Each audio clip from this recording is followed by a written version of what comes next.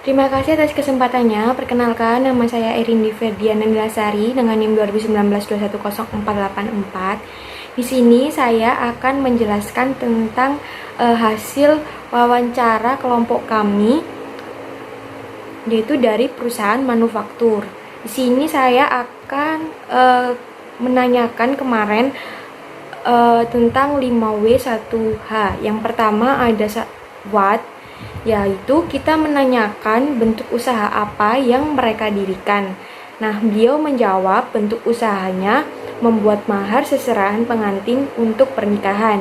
Yang kedua, kami menanyakan tentang where, yaitu di mana lokasi usaha yang mereka dirikan dan apakah hanya terfokus pada satu tempat saja ataukah ada tempat lain. Dan beliau menjawab lokasinya berada di Jalan Imam Bonjol nomor 246 Kediri dan hanya fokus pada satu tempat saja dan belum ada tempat lainnya. Yang ketiga, kami menanyakan tentang when, yaitu kapan operasional usaha tersebut dimulai dikerjakan dan sampai kapan berakhirnya. Dan beliau menjawab waktu operasional usahanya adalah setiap hari Senin sampai dengan Minggu mulai pukul 9 pagi sampai dengan jam 8 malam. Yang keempat ada why, yaitu kami menanyakan mengapa jenis usaha tersebut yang mereka pilih dan jika usaha itu mengapa hanya terfokus pada satu tempat, mengapa demikian. Dan beliau menjawab juga mereka memilih usaha ini karena usaha ini termasuk kebutuhan untuk para calon pengantin pria maupun wanita yang akan menikah. Dan mereka membuka usaha ini bermula karena hobi yang suka membuat kerajinan. Yang kelima, kami menanyakan tentang who, yaitu siapa yang akan menjalankan bisnis tersebut dan siapa yang menurut mereka cocok dan pantas diajak kerjasama dalam menjalankan usaha. Dan beliau menjawab untuk saat ini beliau menjalankan usaha ini sendiri dan dibantu dengan kakaknya yang menurut mereka itu cocok untuk diajak kerjasama dan menjalankan usaha ini. Yang terakhir, saya menanyakan tentang 1H, yaitu how, bagaimana proses menjalankan bisnis ini agar target dapat dicapai. Dan beliau menjawab proses yang mereka jalankan untuk mencapai target adalah melalui promosi terus-menerus setiap hari lewat sosial media berupa Instagram, Facebook, WhatsApp, dan lain-lain. Sekian dari saya, terima kasih. Selanjutnya akan dijelaskan oleh rekan saya. Baik, Assalamualaikum warahmatullahi wabarakatuh. Terima kasih atas kesempatannya. Nama saya Lati Kristina dengan NIM 2019-210522. Jadi saya akan melanjutkan penjelasan dari rekan saya. Nah, saya menjelaskan tentang identifikasi biaya yang terjadi selama 1 bulan di unit usaha pilihan UMKM di kelompok kami. Jadi biaya yang dikeluarkannya pada saat selama 1 bulan terakhir ini yaitu biaya untuk membeli stok bahan untuk menghias atau membuat mahar, dan juga biaya untuk listrik dan untuk biaya transport yang biasanya kita melihat kayak biaya kirimnya seperti itu. Nah, jadi ada juga di biaya bahan atau stok untuk membuat mahar itu yang pertama itu adanya wood slice. Nah, wood slice ini itu dalam potongan kayu. Nah, itu kami mewawancarai sebesar 25.500. Untuk yang kedua yaitu chipboard the wedding. Nah, chipboard the wedding ini kita mencari juga itu sebesar 10.000. Itu per unit ya, 10.000 itu biasanya seperti itu. Nah, yang ketiga itu adanya frame 3D. Nah, frame 3D ini kalau kita lihat kan seperti kayak kaca gitu kan, kayak penutupnya mungkin seperti itu atau lapisannya seperti itulah. Nah, itu 35.000 per unitnya, tergantung dengan pesanannya sih. Terus yang selanjutnya adanya mika kaca. Nah, yang seperti saya tadi katakan, yang seperti pelapisnya yang kita melihat di hantaran atau mahar-mahar itu dilapisi mika kaca karena biar tidak kotor dan bisa awet seperti itu. Itu harganya 20.000 per unit. Nah, akhirnya adanya dekorasi clay. Nah, dekorasi clay itu 12.000. Dan yang terakhir adanya biaya listrik dan biaya transport. Biaya listrik dan biaya transportnya, jadi biaya listriknya itu 200.000, biaya transportnya sebesar 100.000, seperti itu.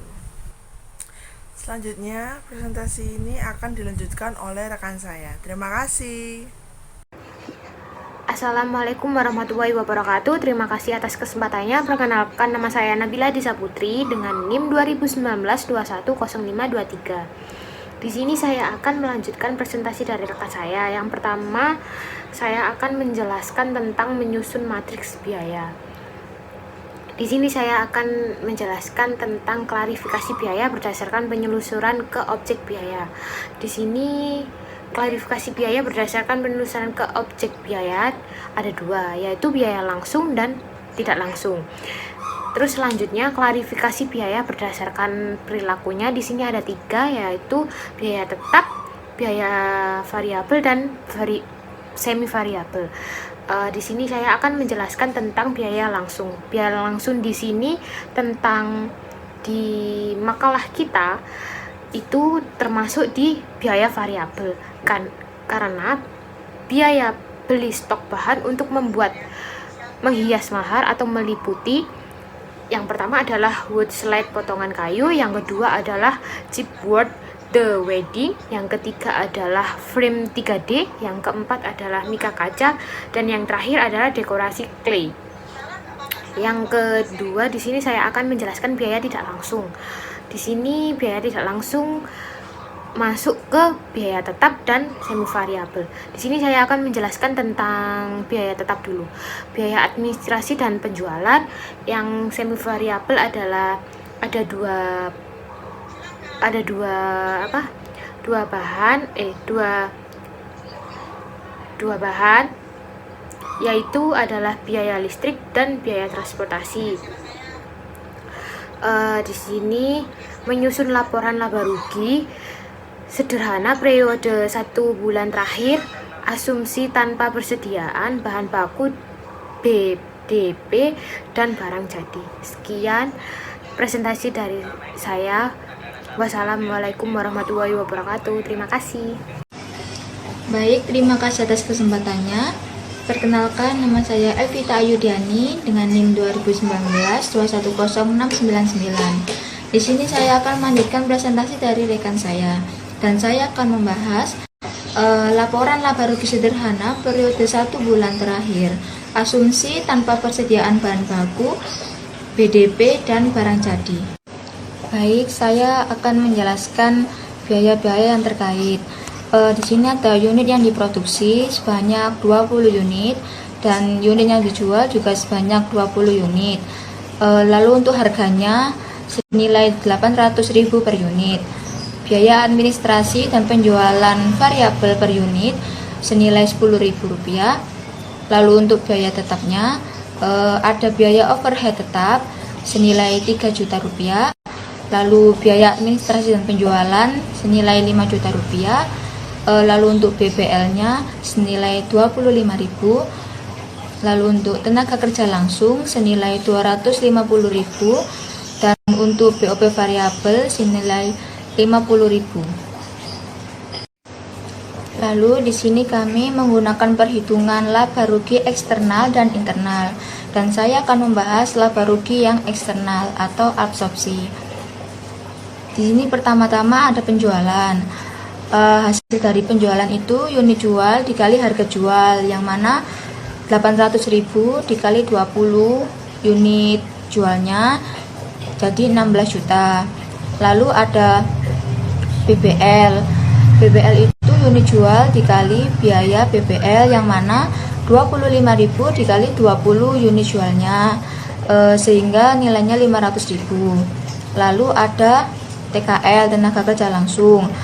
itu dari unit jual dikali biaya TKL, yang mana 250.000 dikali 20 unit jualnya, jadi hasilnya 5 juta. Lalu ada BOP variabel. BOP variabel ini tuh dari unit jual dikali BOP variabel, yang mana 50.000 dikali 20 unit jualnya, sehingga hasilnya 1 juta.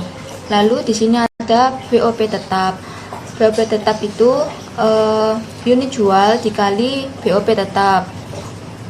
Tetapi rumusnya 3 juta per 20 unit jualnya dikali 20 unit jualnya lagi, sehingga hasilnya 3 juta. Lalu di sini laba kotor. Laba kotor itu pengurangan antara penjualan, BBL, TKL, BOP variabel, dan BOP tetap. Jadi 16 juta dikurangi 500.000 dikurangi 5 juta dikurangi 1 juta lalu dikurangi 3 juta, sehingga hasilnya 6.500.000. Lalu ada biaya administrasi dan penjualan tetap. Biaya administrasi dan penjualan tetap di sini itu senilai 5 juta. Lalu yang terakhir ada laba. Laba di sini itu pengurangan antara laba kotor dan biaya administrasi dan penjualan tetap, sehingga 6.500.000 dikurangi 5 juta menghasilkan 1.500.000. Baik, laporan selanjutnya akan dilanjutkan oleh rekan saya tentang laporan laba rugi internal atau variabel. Terima kasih.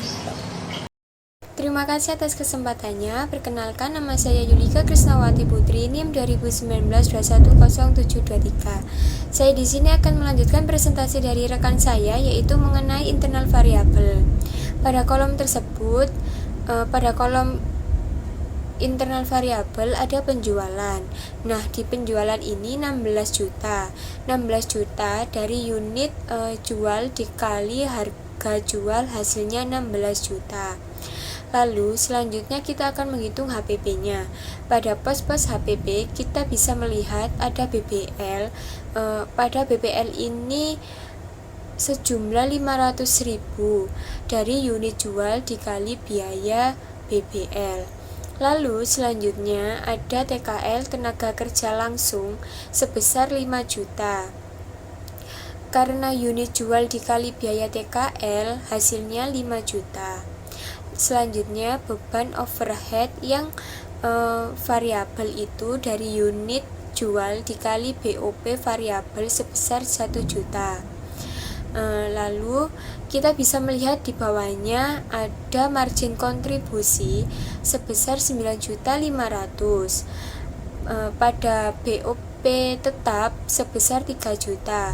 Lalu biaya administrasi dan penjualan tetap sebesar 5 juta. Di bawah sendiri ada laba. Karena hasilnya kenapa hasilnya 1.500.000? Karena 9.500.000 dikurangi 3 juta lalu dikurangi 5 juta, hasilnya 1.500.000. Terima kasih.